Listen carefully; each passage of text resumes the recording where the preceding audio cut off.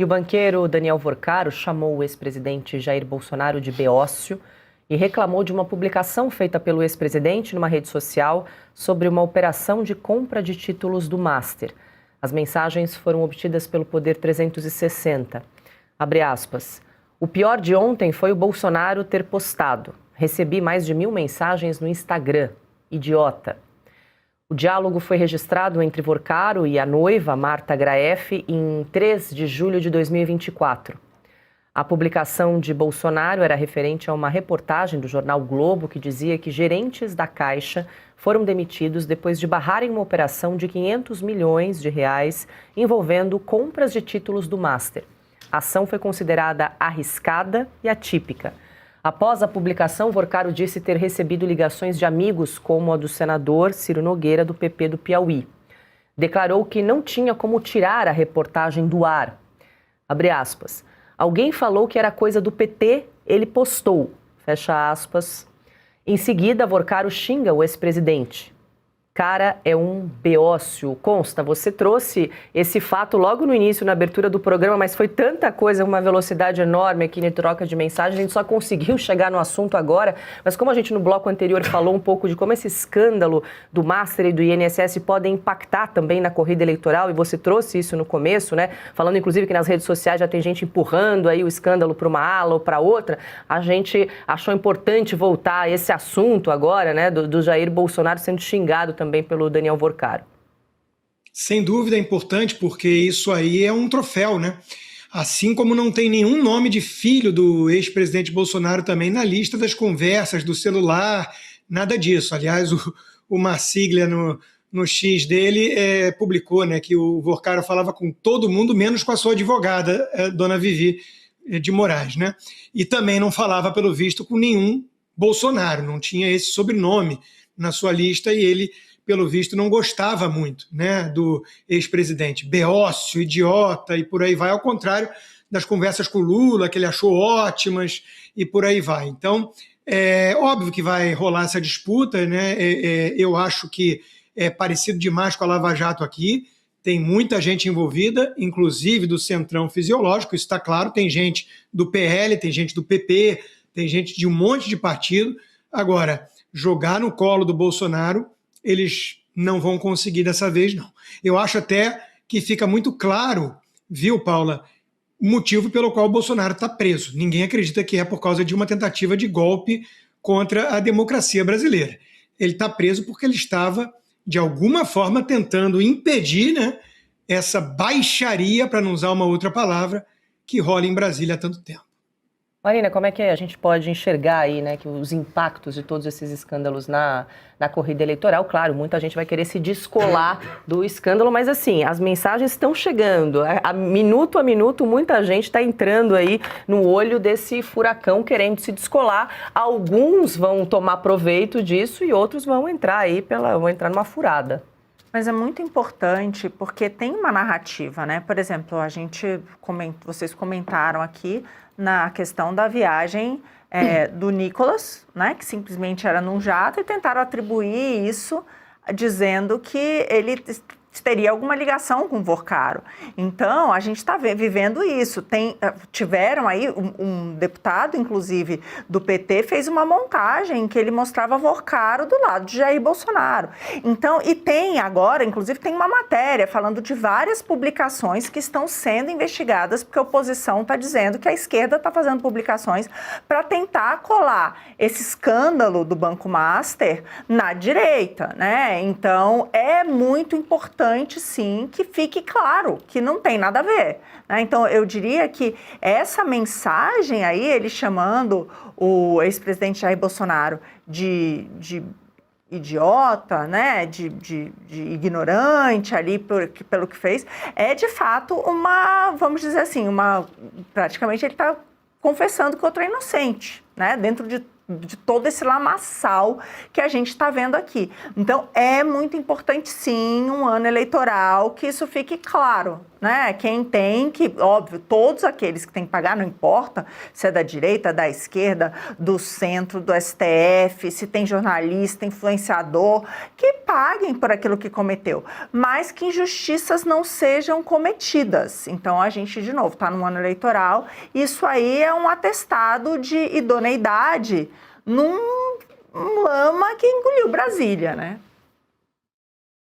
Piotr, queria aproveitar, você traz uma atualização direto do Senado, né, do senador Eduardo Girão, tomando providências em relação aí a, vamos dizer assim, inércia do presidente do Congresso, Davi Alcolumbre? O Novo anunciou agora, o senador Girão é o senador pelo Novo, ele é do Ceará. Ele disse aqui que na próxima segunda-feira o Partido Novo vai, inclusive, conceder uma entrevista coletiva para explicar de uma ação que eles vão entrar no Conselho de Ética do Senado contra o presidente Davi Alcolumbre. E onde esta ação está ancorada? Pela não instalação da CPI do Master ou nenhuma manifestação, apesar de votos suficientes, está parado há 3 meses esse pedido. A prorrogação, que ele também não se manifesta, da CPMI do INSS, também o engavetamento de uma série de pedidos de impeachment de ministro, e aqui não é que o Davi Alcolumbre só engavetou, ele não responde, porque ele pode negar, ele nem nega, ele só deixa engavetado, está aqui. Sigilo de 100 anos, por exemplo, nas andanças do careca do INSS pelo Senado da República, a gente já falou disso, e também a ausência de sessões deliberativas no Senado durante o mês de fevereiro. Então, aqui o Novo está anunciando, é uma medida que chama atenção, vai recorrer ao Conselho de Ética contra o presidente Davi Alcolumbre, justamente por abuso de poder e ele não tomar as medidas que deve tomar um presidente do Senado, no entender do Novo aqui. Então, nós estamos falando aqui de uma série de omissões ou simplesmente enrolação, podemos chamar assim, do presidente do Senado, que o Novo agora vai questionar no Conselho de Ética. E entre as penalidades do Conselho de Ética, ele pode perder o cargo de presidente? Ele vai, obviamente, poderia a votação, né? Ele pode perder o mandato, inclusive, né? Mas aqui depende, obviamente, de um Conselho de Ética. Normalmente, Conselho de Ética... corporativista. É muito corporativista. Mas eu estou vendo uma ação, ele está sendo questionado agora. Não é comum um presidente de uma casa ser questionado no Conselho de Ética por razões como essa. Você está deixando de fazer o seu trabalho. Não é porque ele xingou um parlamentar, que normalmente é isso, né? Tem briga de parlamentar, um xinga o outro, enfim, vai parar no Conselho de Ética e Decoro, é esse o nome. Mas nesse caso, está dizendo, você está deixando de fazer o seu trabalho.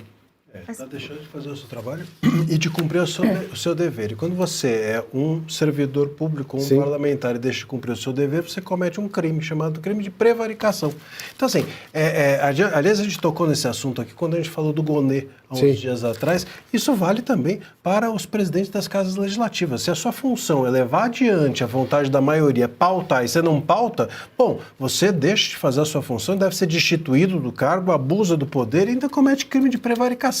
Eu acho que a oposição, em nome da coletividade, em nome da maioria que está sendo privada de ter a sua vontade atendida dentro do Congresso, deve realmente tocar para frente todas essas possibilidades. Até porque a gente acabou de falar que existe um consórcio dentro do Brasil, entre governo federal e STF, que impedem o Congresso de funcionar. E vale lembrar, parte desse consórcio, um dos tentáculos desse consórcio está sentado na cadeira da presidência do Senado, o outro na cadeira da presidência da Câmara. Então, é preciso que, enfim, esses tentáculos também sejam implodidos, não só o consórcio. Marina? Só uma questão em relação às CPMIs, né? Porque o que ficou determinado é que quando você tem a maioria ali, tanto da Câmara quanto do Senado, a instauração de uma CPMI deveria ser automática. O entendimento do Barroso lá atrás, Exato, né? Exatamente. Outra coisa é a prorrogação da CPMI do INSS também, que ele só teria que ler. É automática se houver um requerimento da comissão. Então, assim, tanto a prorrogação seria automática, quanto à instauração da CPMI do Banco Master, e ele está prevaricando, porque são duas coisas que deveriam ser asseguradas, né? Agora, eu também me espanto o seguinte, o relator, bem ou mal nos dois casos, é o André Mendonça. Eles deveriam ir lá. Além disso, de ir ao Conselho de Ética, eles deveriam recorrer ao ministro, Sim. como fizeram em relação ao Barroso. Porque, inclusive, já tem jurisprudência nesse sentido. Então, fica aí a dica também para os parlamentares. Além de colocar no Conselho de Ética, deveriam recorrer ao STF, não a qualquer um, ao relator dos casos, né? Porque, nesse caso, existe um relator. Tem o dono da bola, já. Lembrando do caso da CPI da Covid, que o Rodrigo Pacheco foi ao Supremo, bateu a porta do Supremo, era o ministro Barroso que determinou a instalação imediata da CPI da Covid. É dessa jurisprudência que a Marina está se referindo, inclusive, exatamente a essa jurisprudência, né? Que uma vez que tenha as condições são assinaturas, o número mínimo de assinaturas, e se não tiver aquela outra questão, que isso também, quando o Congresso quer, ele resolve. Não podem funcionar mais que 5 simultaneamente, mas isso não é um problema, tá? O problema é ter assinaturas. Uma vez que tem assinaturas, o ministro Barroso, à época, disse que a instalação deveria ocorrer.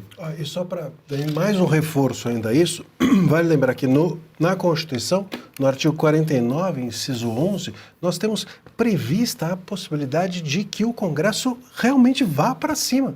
É constitucional ao Congresso zelar, tá? É isso que diz o artigo, zelar pelas prerrogativas das suas funções. Quer dizer, as funções legislativas, quem tem de zelar por elas é o Congresso. Sim. E batalhar por isso é constitucional. Quer dizer, aquilo que o STF às vezes chama de golpe, não sei o quê, enfrentamento, isso é antidemocrático, vocês não respeitam o STF. Não, o Congresso brigar para que sejam cuidadas as suas funções é constitucional, é defender a Constituição.